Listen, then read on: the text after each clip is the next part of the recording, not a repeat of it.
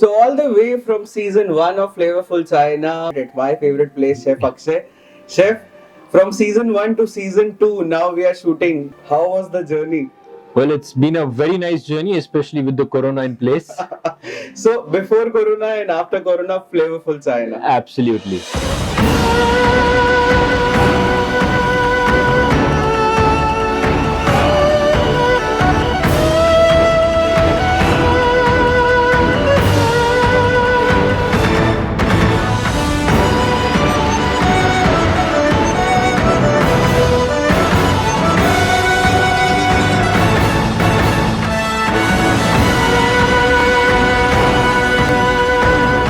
So Chef, what do we have special about this season? So, last time we covered all the 8 different regions, the cooking styles of China. This time, we wanted to take a different route towards, understanding the Hakka cuisine. What is Hakka basically? So, a lot of people think that Hakka is a type of cooking. Well, it is not. Hakka is just a Hakka speaking community in China. Okay. And these are the ones who are spread across the entire world. I mean, talk about the US, talk about Taiwan, talk about Hong Kong. Most of the people that you see, you'll always notice that it's a different Mandarin that they speak. It's not a different Mandarin, it's Hakka. The language is Hakka. If I put it in a simple way, now in this season we are doing more of a community-based cooking Absolutely. rather than a province or a region-based cooking. Absolutely. Like last time when we did, when we did Cantonese, we did Hunan, we did Sichuan. Again, there were people asking, what about Hakka? And I said, listen, Hakka is not a region. And so I thought that, this time we could actually speak about Hakka and the cuisine. Especially wherever you go in India, in a Chinese restaurant, you get Hakka noodle, Hakka dish. Well, that Hakka noodle is not the Hakka noodle it is supposed to be. It is an Indianized version of Hakka noodle. A lot of people consider Hakka food to be the ones that is cooked on the streets. Right. The ones which is tossed on the wok. However, if you look at the authentic Hakka, it is a little more saucy. It is, I won't call it saucy, but it's a little more soggy than the dry preparation that we see. What is the role of this Hakka community in spreading or rather popularizing Chinese food, and how it happened in different parts of the world? So see, Hakka, basically, they have been wandering around a lot. It's a business-minded community, They keep moving around the entire world. They set up their own businesses, mostly tanneries. In fact, even in India, there's a community in Kolkata. It's called, the place is called Tangra. Okay. So the Chinatown in Tangra, these are the people who are actually Hakka in origin. Prominently they came for the business reason, Absolutely. not for the food reason as such. Absolutely. So they came in for business, and of course, when you move in with your entire family, you would want to carry some traditions with you. And that's how the cuisine developed. The base of the cooking was always original, I could call it. However, based on the ingredients being available in India, Right. it got a little Indo-Chinese. So the Indo-Chinese basically that we know today is from Hakka. Hakka.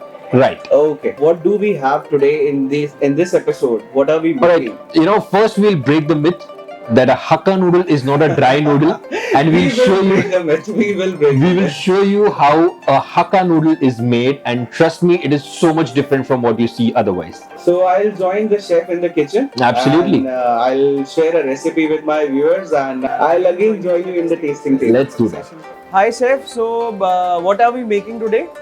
So good morning Tarun, we are just having a preparation of a lamb slice in ginger wine sauce. The first of all we are having lamb slice. In the seasoning tray we have to put little bit of aromatic powder, little bit of salt, touch of white pepper powder. So this will be the marination, and touch of wine. We are having wine with us. Just in case if you are wondering what ingredients we are using, I will be providing all the links to buy those ingredients. You can easily get on online stores and supermarket these days. So this is the lamb, but the thing is that we are having egg white also, not the full egg, beaten egg white. So basically the idea of using corn flour and egg white marination is just to seal the juices inside. For the vegetables we have shiitake mushroom, sliced ginger, bell peppers and onions. Put the lamb slice. See, it will not stick down. Okay. Okay. So you have to control the temperature so that the lamb slice should not be very crisp. It should be So it should not be too hot and it should not be too cold.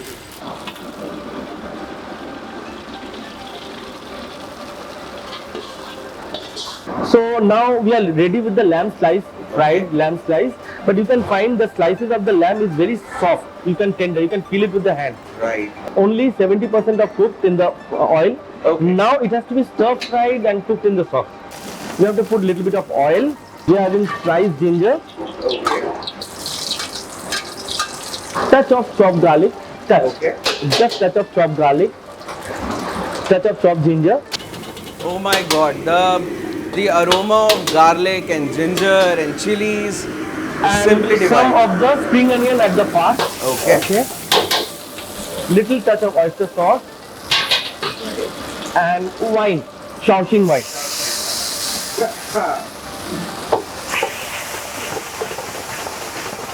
It's a vegetable stock. We have stained it over here. Adjust your seasoning with touch of salt. You need to remember that salt content should not be high as because you are using oyster sauce. Okay. Okay. And then Aromat powder. aromat powder. And touch of castor sugar. This is light soy sauce. We have to use touch of light soy sauce, which is also having salt content. So you need to cook little bit tender. So we are having diluted potato starch. So you can find out the sauce is not too much. It is in the coating consistency. Now your food is ready. So now you have to put little bit of spring onion once more, little bit of wine, as it is ginger wine sauce, little bit of sesame oil.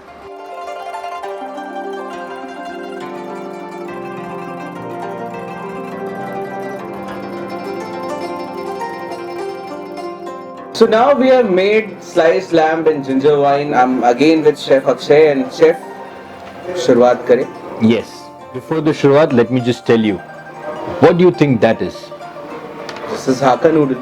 No, that's exactly not a Hakka noodle. Okay. अगर आप देखो, so there's a lot of difference between the texture of those noodles and these ones. ये Okay. थोड़े बहुत chowmein type से लगते हैं. You know, it's a little more greasy than being dry.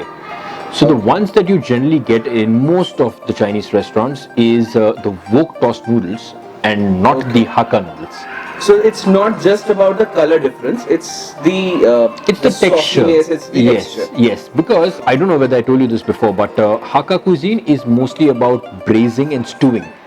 You know, Okay. they don't focus so much on wok tossed.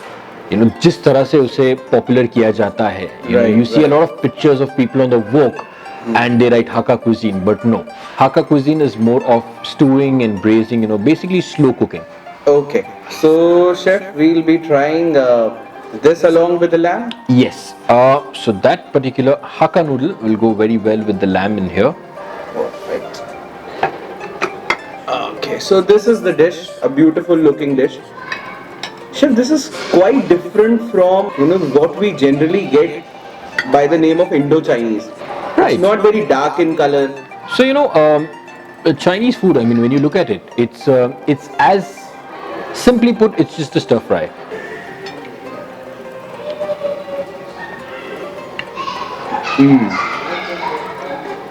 Very robust. Very robust yet subtle.